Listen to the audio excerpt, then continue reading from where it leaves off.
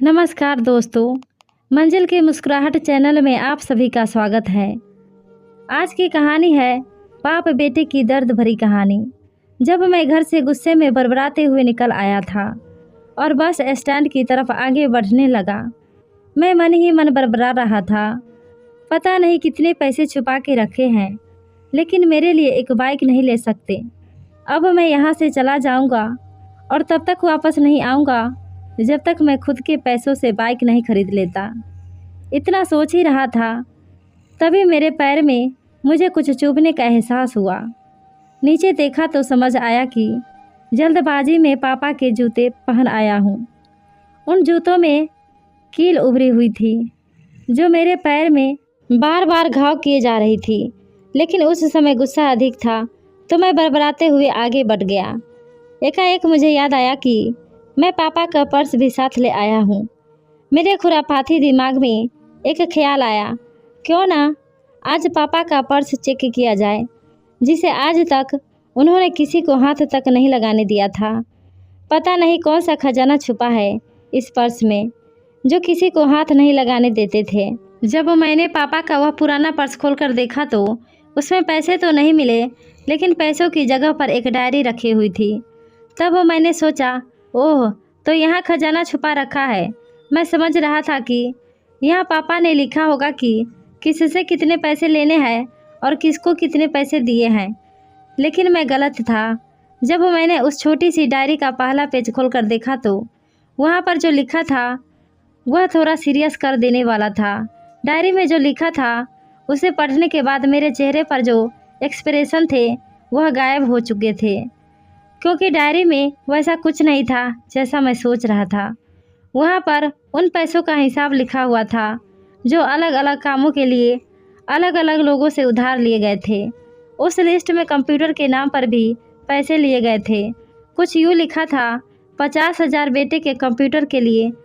यह वही कंप्यूटर था जिसे मैं आज तक यूज कर रहा हूँ, लेकिन मुझे यह पता नहीं था उस कंप्यूटर को खरीदने के लिए पैसे कहाँ से आए थे।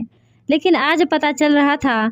मुझे आज भी याद है जब मैंने पहली बार कैमरे के लिए जिद की थी, जो मेरे पापा ने मुझे 2 हफ्ते बाद मेरे बर्थडे पर ला कर दिया था, जिसे देखकर मैं बहुत खुश हुआ था। और मुझे खुश देखकर मुझसे कहीं ज़्यादा अगर कोई खुश था तो वह थे पापा। अब मेरे चेहरे से गुस्सा एकदम गायब हो चुका था। जब मैंने आगे का पन्ना पलटा तो वहाँ पर कुछ इच्छाएं लिखी हुई थी। पहली जो विश थी उसमें जो लिखा हुआ था, अच्छे जूते पहनना। यह बात मेरी कुछ समझ में नहीं आई थी। तभी मेरा पाँव अचानक सड़क पर भरे हुए पानी पर जा पड़ा और तभी मेरे पाँव में कुछ गीलीपन होने का एहसास हुआ। जब मैंने जूता उतार कर देखा तो उसका ताला टूटा हुआ था।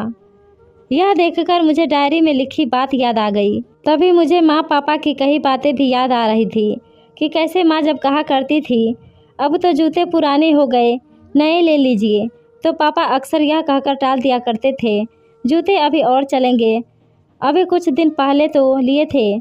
मुझे आज समझ में आ रहा था कि कितने दिन और चलेंगे। साथ ही साथ यह भी समझ में आ रहा था कि पापा पर्स को क्यों छुपा कर रखते थे। तभी उस डायरी को पढ़ते हुए बस स्टैंड पर परी बेंच पर आकर बैठ गया।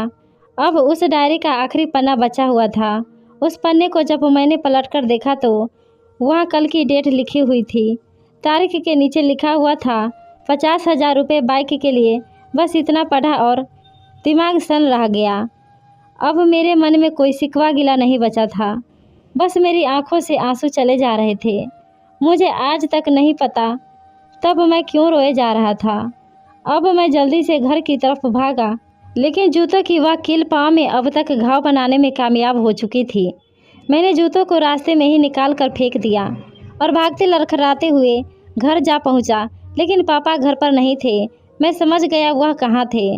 मैं सीधा पास वाली बाइक एजेंसी की तरफ भागा। पता नहीं आज कहाँ से इतनी ताकत आ गई थी कि मैं भागते हुए थक नहीं रहा था, और वह भी बिना जूतों के नंगे पैर। जैसे तैसे मैं बाइक एजेंसी पर पहुंचा। पापा वहीं थे।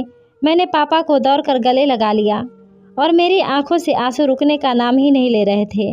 पापा को समझ नहीं पा रहे थे आखिर हो क्या रहा है, मैं क्यों रो रहा हूँ। मैंने पापा से कहा, पापा मुझे मोटरसाइकिल नहीं चाहिए, आप अपने लिए जूते ले लीजिए। अब आज से मैं जो भी करूँगा अपनी मेहनत से अपने बलबूते पर पढ़कर करूँगा। दोस्तों, यह कहानी कैसी लगी हमें कमेंट करके ज़रूर बताएं। धन्यवाद।